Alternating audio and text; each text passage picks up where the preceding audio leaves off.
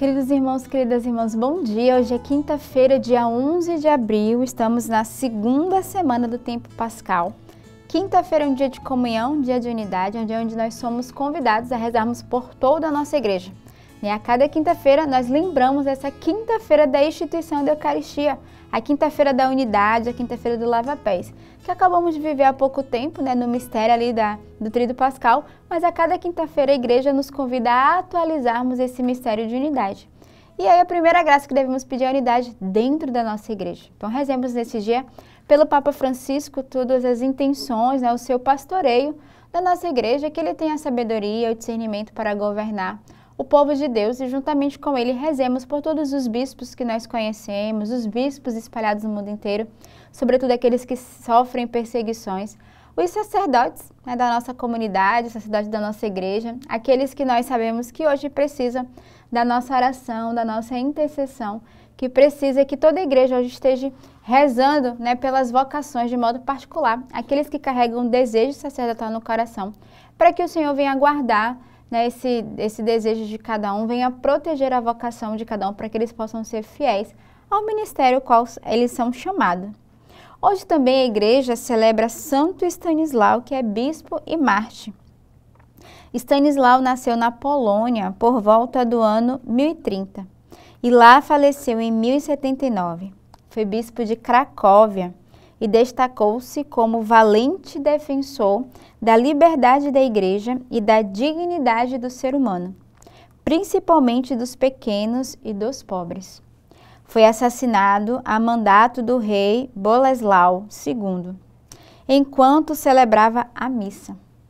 A celebração de sua memória vai nos motivar a sermos fiéis discípulos de Jesus, ainda que tenhamos que enfrentar duras oposições. Então, neste dia, peçamos a intercessão deste santo, não só pelos pequenos e os pobres, mas, sobretudo, a cada vez que passamos por perseguições, ou passamos por situações difíceis na evangelização. Então, que Santo Stanislau interceda por cada um de nós. A liturgia da palavra de hoje nos traz, na primeira leitura, retirado dos Atos dos Apóstolos. Naqueles dias, os guardas levaram os apóstolos e os apresentaram ao sinédrio. O sumo sacerdote começou a interrogá-los, dizendo: Nós tínhamos proibido expressamente que vós ensinasseis em nome de Jesus. Apesar disso, enchestes a cidade de Jerusalém com a vossa doutrina, e ainda nos quereis tornar responsáveis pela morte desse homem. Então Pedro e os outros apóstolos responderam: É preciso obedecer a Deus antes que aos homens.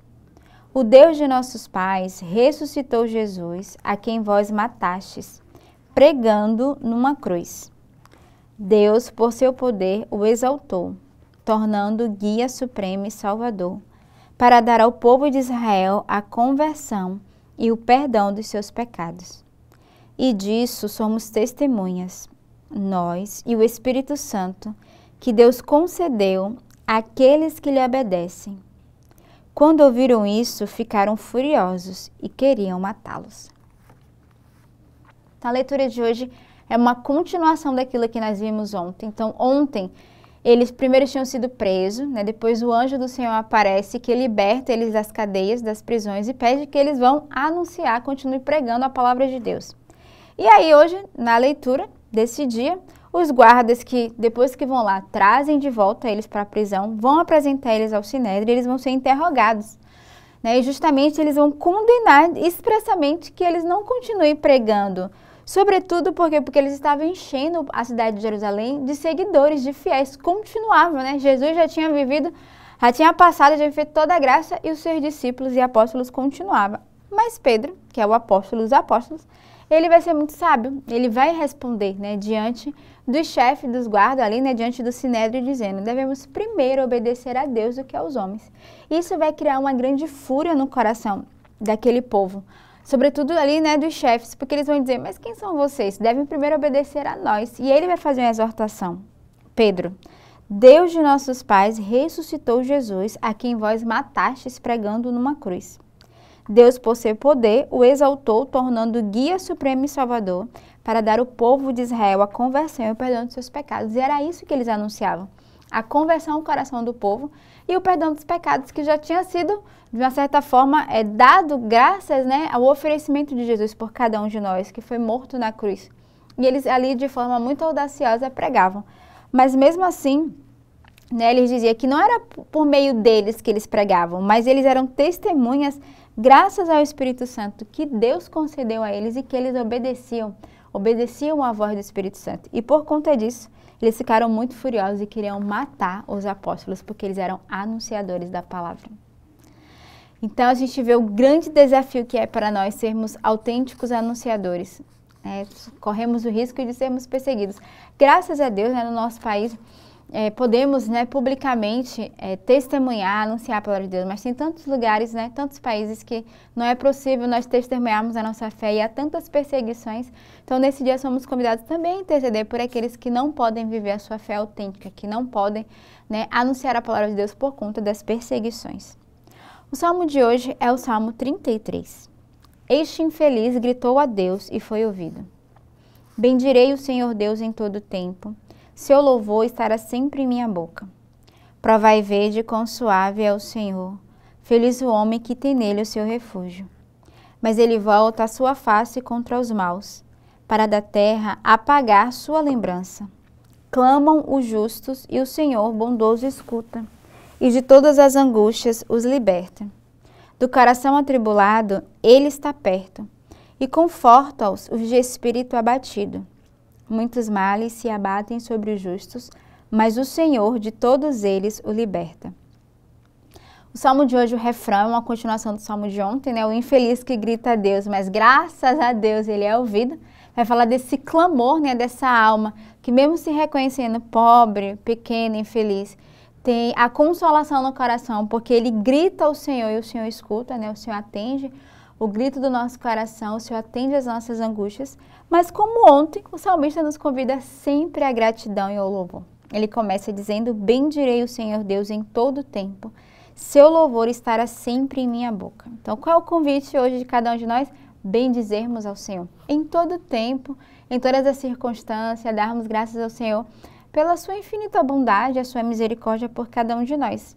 E aí ele vai dizer, feliz o homem que tem nele o seu refúgio, que se refugia no Senhor, que reconhece de fato, né, a bondade do Senhor e que pode reconhecer que em Deus, Ele é o nosso refúgio. O Senhor nos guarda e nos protege. O Senhor é o guarda e o vigia das nossas almas. E aí o salmista continua, né? Do coração atribulado o Senhor está sempre perto. Acho que esse é o maior consolo para cada um de nós lendo este salmo, né? Porque o salmista vai dizer, do coração atribulado, seja angustiado, triste, abatido, o Senhor está sempre perto e Ele conforta aqueles que estão de espírito abatido. E o Senhor nos liberta, né, de todos os males.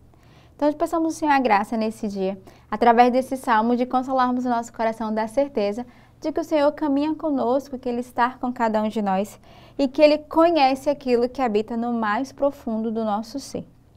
O evangelho de hoje é retirado do evangelista São João. Aquele que vem do alto está acima de todos. O que é da terra pertence à terra e fala das coisas da terra. Aquele que vem do céu está acima de todos. Dá testemunho daquilo que viu e ouviu, mas ninguém aceita o seu testemunho. Quem aceita o seu testemunho atesta que Deus é verdadeiro. De fato, aquele que Deus enviou fala as palavras de Deus, porque Deus lhe dá o Espírito sem medida. O Pai ama o Filho e entregou tudo em suas mãos. Aquele que acredita no Filho possui a vida eterna. Aquele, porém, que rejeita o Filho não verá a vida, pois a ira de Deus permanece sobre ele. Então, a leitura de hoje vai, no Evangelho, sobretudo, nos exortar a crermos e acreditar. É bonito porque ele diz, aquele que vem do alto está acima de todos. O que é da terra pertence à terra e fala das coisas da terra. Aquele que vem do céu está acima de todos. Dá testemunho daquilo que viu e ouviu, mas ninguém aceita o seu testemunho. Então, ele vai falar dessa graça de Jesus e daqueles que de fato o acompanham e que crê. E ele vai dizer que aquele que aceita o testemunho atesta que Deus é verdadeiro. Então somos convidados a crer nessa força que vem do alto, que é o próprio Cristo, através do Espírito Santo, de acreditarmos de fato nas suas palavras e de entendermos que tudo aquilo que recebemos de Deus vem do céu, né? Tudo aquilo que nós recebemos vem da vontade do Pai. E aí depois o próprio evangelista vai dizer, né? De fato, aquele que Deus enviou fala as palavras de Deus, porque Deus lhe dá o Espírito Santo sem medida. Não só ao próprio Filho, mas a cada um de nós. Deus nos dá a graça de sermos enviados também a anunciar a palavra de Deus, a anunciar o Cristo ressuscitado, né? Estamos no tempo pascal. Graças também à ação do Espírito Santo, de recebermos esse Espírito que nos ilumina e que nos conduz na verdade. E ele vai atestar, né? Aquele que acredita no Filho possui a vida eterna.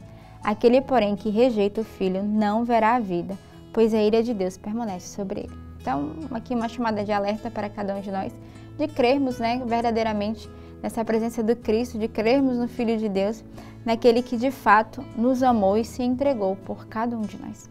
Então, que nesta quinta-feira, dia de unidade, dia de comunhão, renovemos a nossa comunhão com a igreja, mas também uns com os outros. Tenhamos uma bela quinta-feira e que Deus os abençoe.